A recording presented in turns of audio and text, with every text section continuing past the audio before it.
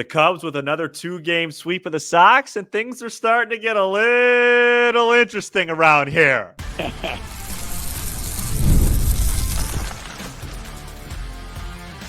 You are Locked On Cubs, your daily Chicago Cubs podcast, part of the Locked On Podcast Network, your team every day.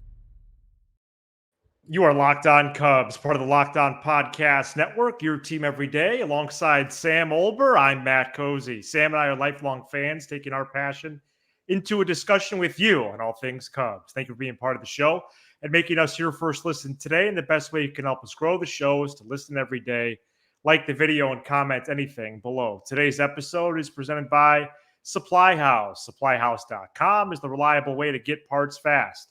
Shop for your next plumbing, HVAC, or electrical job and get fast shipping from coast to coast at SupplyHouse.com.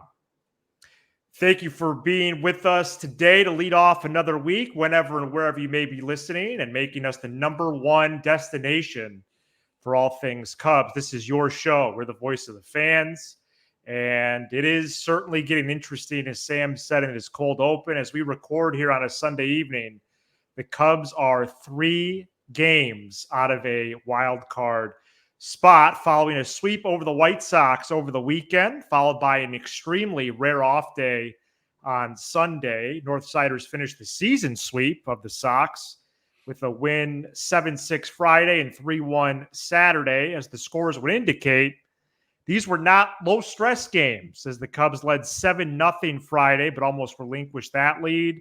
And then they were down 1-0 going into the 5th Saturday before climbing back. And Sam, here we are. The Cubs enter the week 3 games out, 59-60 overall. And here's the kicker to this possible resurgence: 7-2 this month. Matt, it was a lovely weekend. Started out Friday night with a very stressful, kind of, I would say, eerie 7-0 lead turning into a 7-6, hanging on by a thread performance. And, they found a way to win. And sometimes in sports, we have all these numbers and all these projected stats, but sometimes it comes down to the Cubs didn't do much to deserve to win that after they did a great job against Crochet, but they did. And that's all that matters. And then Saturday morning was really nice because, it's early days, but it looks like we might have a quarterback in this city. That's right. And that was pretty fun. And then the Olympics were tremendous. Oh, and then Saturday night, you and I went to a local establishment pub, and we had a great time Saturday, you and I. Yeah, we kind of had like our own wing. Like old we times. were watching a game that was kind of, a grind. But they found a way to win, and the bottom line is this. Monday, August 12th, at I believe 5:40 Central Time, the Cubs are going to play a baseball game that matters.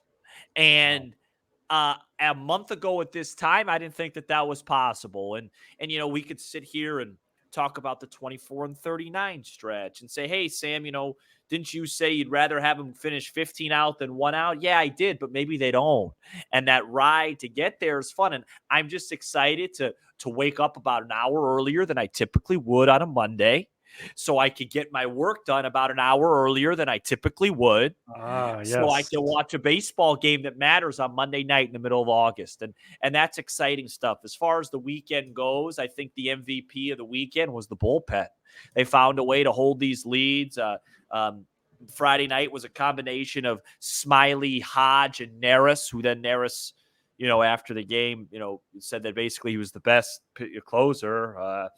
And then Saturday was just an electric combination of Hodge, Lopez, and Neris. And Hodge had a great weekend. And, those guys held it down in a hostile atmosphere.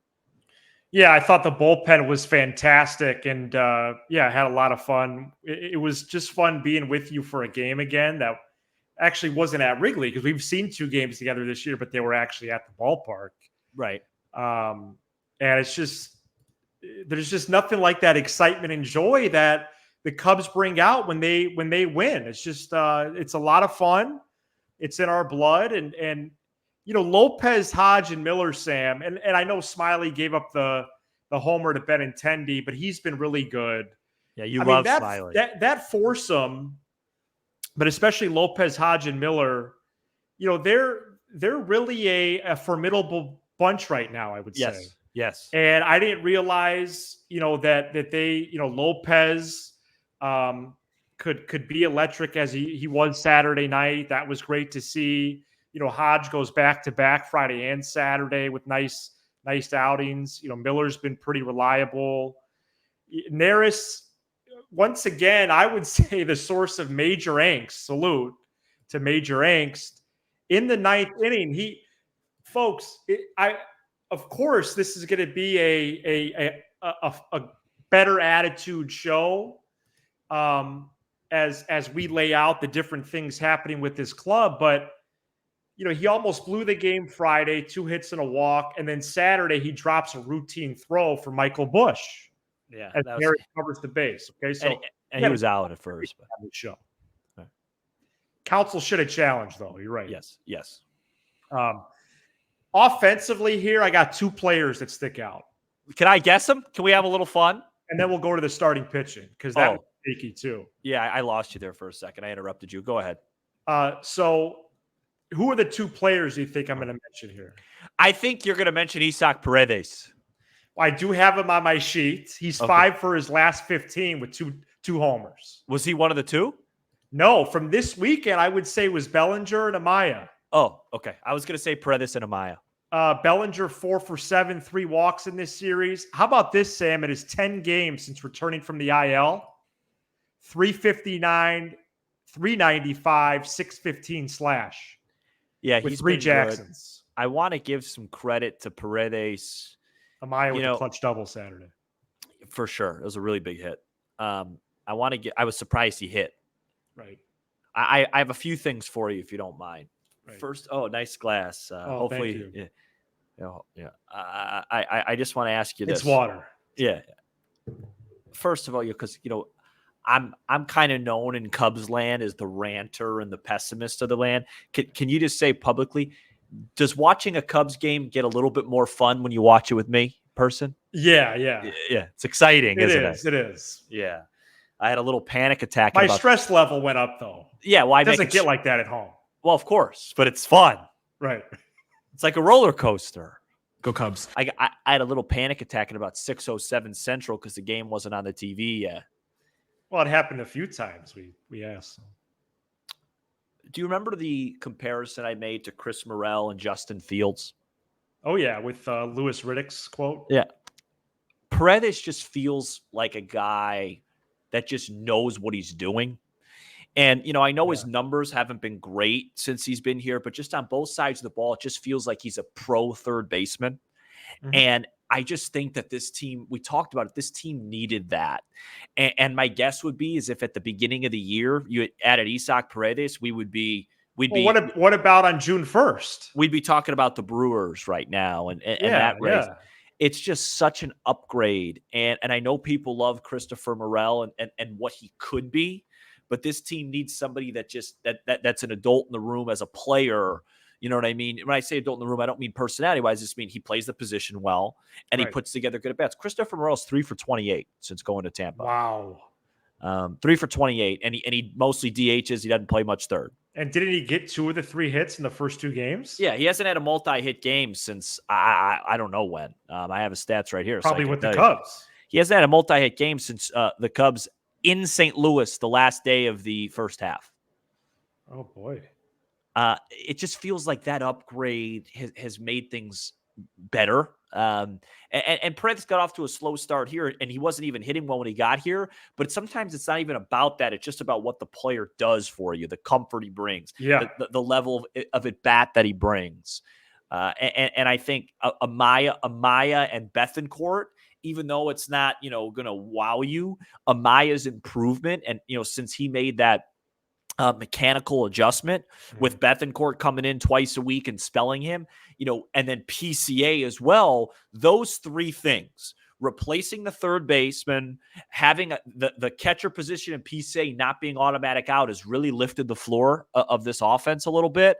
And then, about 2 weeks ago, Suzuki was red hot. He had a very poor series in Chicago, but now Bellinger's back. So now he's hitting. So basically what I'm trying to say is the last couple of weeks is kind of what we thought this offense would be. Not a whole lot of holes, and then one or two guys that are doing the heavy lifting.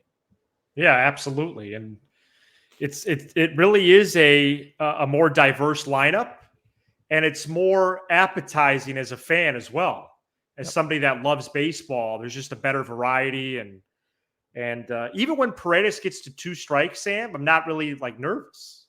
Right. I'm not nervous. And it's huge. It's huge not having automatic outs at the bottom. I know it's probably an obvious statement, but the emergence of PCA has been huge. He's 10 for 30 this month. It's crazy what he's doing. And even in that 7 spot, Sam Swanson this month has been fantastic. I got him for a 387 average, 424 on base this month. Jameson Taillon got hit around Friday pretty badly. Yes. And Justin Steele, despite what it says in the box score when you log into the MLB app, he did labor most of Saturday. Yeah. And it was way too difficult for these dudes against not only an inferior lineup, but what is probably going to be the worst team. One of the worst teams we've ever seen, if not the worst. I expect more from those guys. Well, I think there's some regression to the mean. Okay. And this is something that, we'll talk about in the offseason, why I still think the Cubs should add a veteran pitcher, because you just can't I gotta think about that. You can't expect to get what you've gotten. And when you look at the cons of this season, the biggest con is that we wasted some unbelievable starting pitching from Steele, Taillon, Imanaga, even Hendricks lately has been a lot better. And so, or will they? Right, but I'm just saying, even during that stretch, they lost a chance. It was a horrible stretch. So, those guys like Taillon, I've said this. I'm not trying to be disrespectful. I'm not trying to be negative. It's my job to analyze baseball. Jameson Taillon is not an under 3 ERA pitcher. So when he was there, it just didn't feel like it's less. He does the same thing every game. Throws a lot of strikes, and then he makes a lot of mistakes in the zone with 2 strikes. And at some point, that's going to get punished. Last year, it probably got punished too much. And this year, probably hasn't got punished as much as it should. When you all put it in the pot and stir it up, he's a nice pitcher. Preferably on my team, I'd love for him to be a really solid 4. On this team, he's a 3. But you can't expect it every time out for him to be really good. And Steele, he's labored a little bit the second half of this season, but I still think for him to labor and get to 6 shutout, I'm satisfied with that. Excuse me, 6 shutout meaning no earned runs. He gave up 1 run on an error by Horner. For me, as the Cubs keep doing what they're doing right now, and we start to take a look at the standings a little more, have a little fun. I think it's impossible to escape the too little, too late feel, but there's 42 games left. Yeah. The next half of that batch, outside of these next 3, is all against teams under 500. And we're going to get to in the last segment of this program, the Guardians are struggling right now big time. Yep. And so aside from 9 games against the Dodgers, Phillies, and Yankees, all of the other matchups are favorable, all of them. And so we're at a really unique time right now after what we've all been through with this team this year, because it really has been a roller coaster. Now, I've publicly struggled with math on this program, but there's 43, right? 43, you're right. Okay, so because that's a 43. Big difference, because you probably want to go 28 and 15, to get to 87, right? Yeah. So I want to wait till after the Guardians series, but when I sketched out something on the morning of August 1st, and they're on pace for that right now. They are on pace, but I didn't have that 87 number. You think that's what's going to take to get in? I don't. I just think because I had a couple wins lower than that. Yeah, the tiebreakers are what scare me. Right. Okay. So the way they could make hay with an 87 would be to I have a team in mind that they can beat up on. You're not going to reveal and that. that's the Pirates. Yeah, right. Well, they play them, So, 7 more times? We'll get into more of that hopefully Thursday for Friday. Let's see what they could do with the Guardians. Yeah, they're going into Cleveland, and, we'll talk about that. I think I could be wrong on this, but once upon a time, they went into Cleveland. And that's right. Did something special. Something pretty cool happened, and it was actually on my 23rd birthday. So. Before we get to Cubs Guardians, let's review some news and notes, including Jordan Wicks beginning a rehab assignment next. Today's episode is brought to you by SupplyHouse.com, the reliable way to order plumbing, HVAC, and electrical products online. Their easy-to-use website is packed with helpful resources and the latest product info to help you get the job done right. Shop a complete inventory of over 200,000 parts from over 400 top brands and get your order delivered right to your door with fast shipping from coast to coast. Need help with an order? Get expert support and industry-leading service from the friendliest folks in the business, and talk to a real person every time. Pros in the skilled trades can get a competitive edge by joining SupplyHouse.com's free Trade Master program. Every Trade Master gets access to a dedicated phone line, free shipping, and discounts on every order. Join the thousands of trade pros already benefiting from their free membership at SupplyHouse.com and order plumbing, HVAC, and electrical products from anywhere with just a few clicks. Supply House over at SupplyHouse.com. Cubs play the Guardians at 5:40 p.m. Central Monday, and you can hear every pitch of the Cubs hometown broadcast on SiriusXM by searching Cubs on the SXM app. Got two notes here regarding pitchers. Jordan Wicks began his rehab assignment this weekend, and he needs to progress. Pretty clear by his line, which I'll give to you here, but multiple reports do say Wicks is going to make at least two more starts after this one, but based how it went Saturday, I think it might be three. Wicks topped out at 92. He sat 89-90, and he went 1 2/3, allowing 6 runs on 3 home runs, Sam. Be nice to have Wicks back in some capacity, but I think that's going to be closer to the end of the month. Yeah, I mean, that's what rehab starts are for. Yeah, I would love for him or Brown to come back in and start, because I just, the Cubs have told you how they feel about Kyle Hendricks by skipping him, which surprised me because I thought Hendricks has thrown the ball pretty well. We'll talk about that in a second. But with the way Javier Assad is thrown, it would just be really nice. I'm not even saying you kick Assad out of the rotation, but you start Assad, he goes one time through, and then Wicks goes one time through, and that's your start.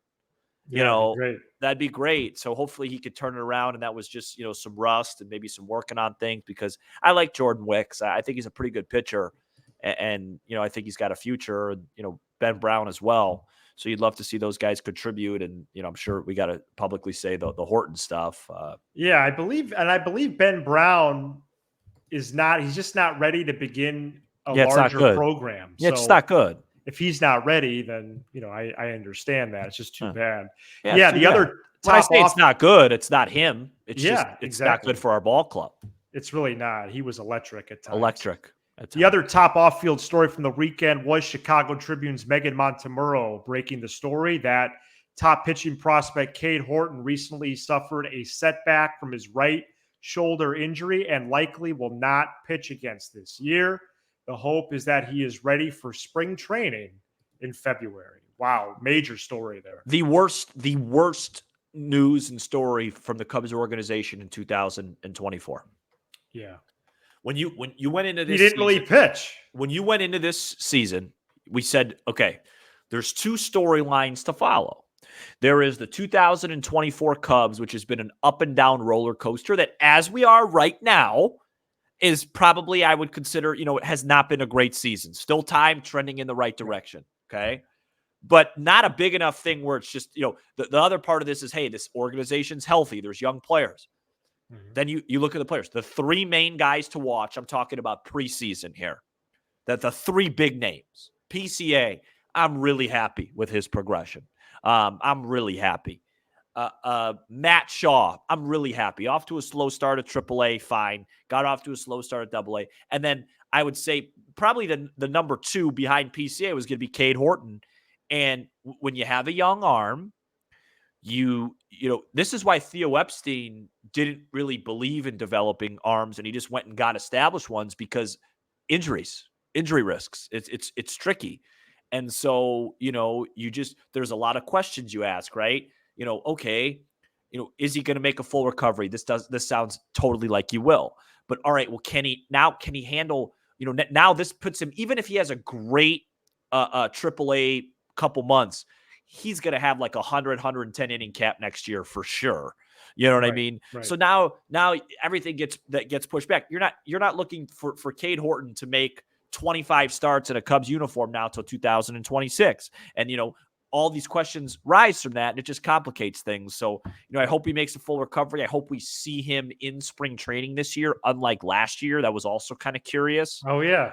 And we'll see. But this arm stuff with these big leaguers that are throwing, you know, 96, 98, it's just, you know, it's scary. It's a scary thing. It is. Yeah. Top prospect in the Cubs system, and one of all of them in baseball as well. And this isn't his elbow, to be clear. So, you know, we're not talking about any TJ or anything like that. I originally thought it was his lat, and then now they say shoulder. Well, I think it was reported that as at one point. Yeah, so I don't know. I mean, those two things are pretty close together, but you know, just get healthy, and you know, we'll have to see what happens. Coming up next, we preview the next series for the Cubs, which is in Cleveland. Stay tuned. Welcome back to Ibata, to Locked On Cubs, the free app that gives you the most cash back every time you shop on hundreds of items, from groceries to beauty supplies to toys. You can make sure you're beating inflation no matter what you're purchasing. Other apps give you points that don't amount to much. Well, with Ibata, just add your offers in the app, upload your receipt, and get real cash that you can cash out to your bank account, PayPal, or gift cards. Join the over 50 million savers and earn cash back every time you shop.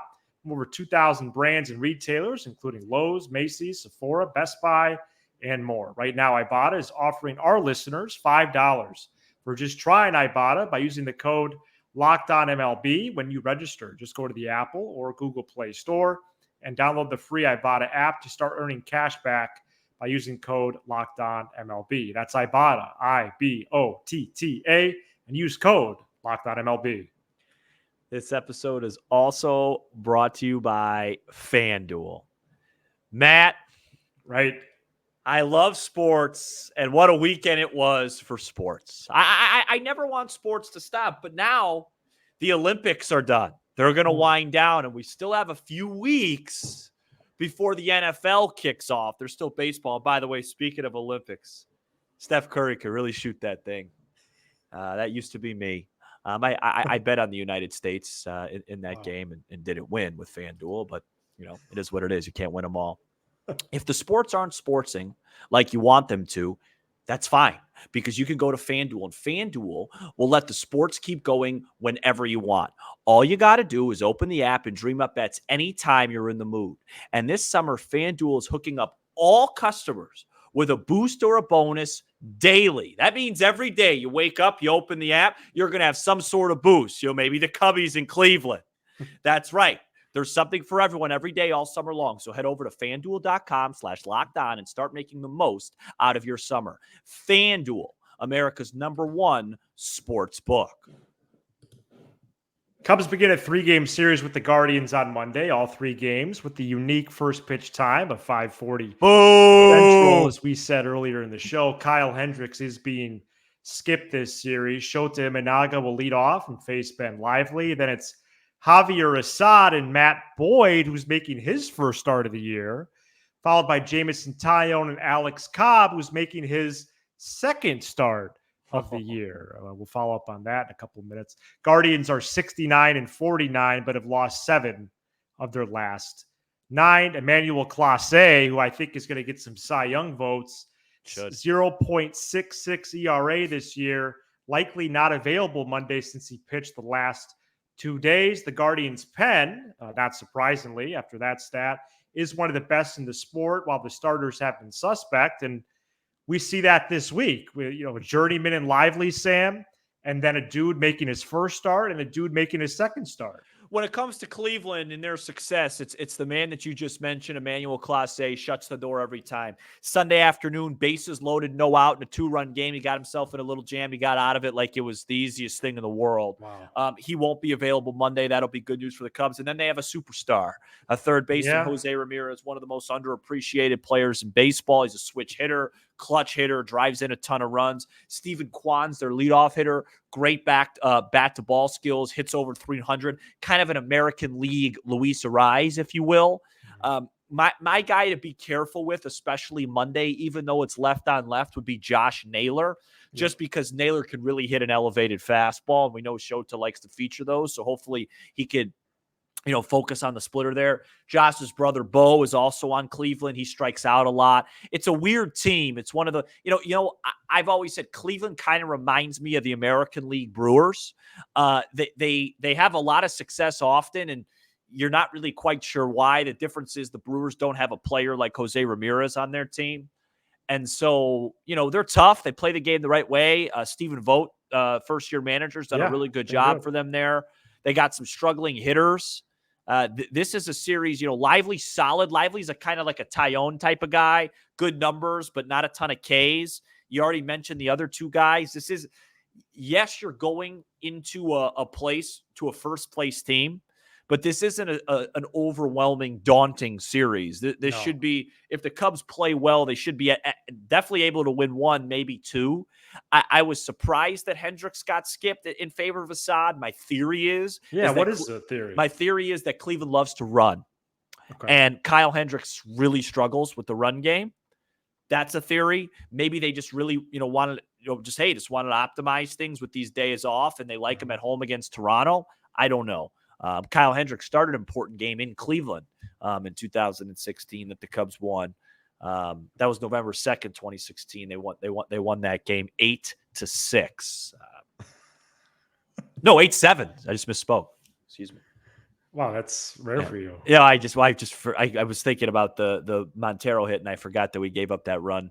Right. Rajay Davis just became Ricky Henderson for a game and hit a home run and got that RBI single. 8-7 final for the Cubs in the World Championship. I like the Guardians group, but no way, shape, or form am I shaking in my boots this week. I'm excited for these three tilts.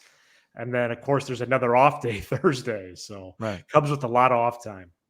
Yeah, I mean, this is an important series because when you do your little sketch of the schedule and all that stuff, this is one where when you did that, you probably said, all right, we're probably going to lose this series. Maybe we come back, we take 2 of 3, sweep Detroit, something like this. This is one where you could, if we're using soccer golf, so it's like a par 5 or baseball golf. This is like a par 5, right? You can get a birdie out of this if you could find a way to win 2 out of 3. Because you win 2 out of 3, you get an off day, and then what is it? Toronto, Detroit? Toronto, Detroit, I believe, yeah. You know what I mean? Toronto to Detroit to Miami. You know what I mean? Yeah, so... Do I have to say any more? I hear what you're saying, though. Do I have to say any more about that? No, you don't. And it sounds... Am I wrong, or do the Cubs have another off day a week from Monday? Well, no, I think it's next week, Thursday again. No, I have the schedule. I just pulled up the schedule here. So they have an off day a week from tomorrow, a week from now? Friday, Saturday, Sunday, Toronto. All 3 of those will be 120 tilts. Then they're off Monday, 7:05, 7:05, 120 Thursday against the Tigers of Detroit. So the Cubs get a Monday home off day, and then they travel to Miami. Can I just make one gripe on the schedule? Weird. Before we go off the air, because I've been overly positive in this show. It's not Lockdown Cubs if I don't get a complaint about something. I'm all for the balanced schedule stuff, but it's absurd that the Cubs don't play the Cardinals or the Brewers or some of these big National League teams the last 2 months of the year, but then have 4 consecutive interleague series. Sox, Cleveland, Blue Jays, Tigers, but we don't get to play the Cardinals or Brewers the rest of the season. Spread out the division games more. Just because we don't play them 27,000 times, it doesn't have to go Pirates, Braves, Pirates, or Cardinals, Cardinals. Spread out the division games more. There should be a Cubs-Cardinals series at the end of August, early September. Thank you. Thank you so much for checking out this edition of Locked On Cubs. You give us 20 to 30 minutes We'll give you all things Cubs with a laugh or two along the way. Be sure to hit subscribe on YouTube, smash the like button for the algorithm, and leave a 5-star review on Apple, Spotify, and everywhere you get your podcast. All right, let's see what the Cubs could do in Cleveland starting on Monday. He's Sam Olber. I'm Matt Cozy. This is Locked On Cubs. Go Cubs.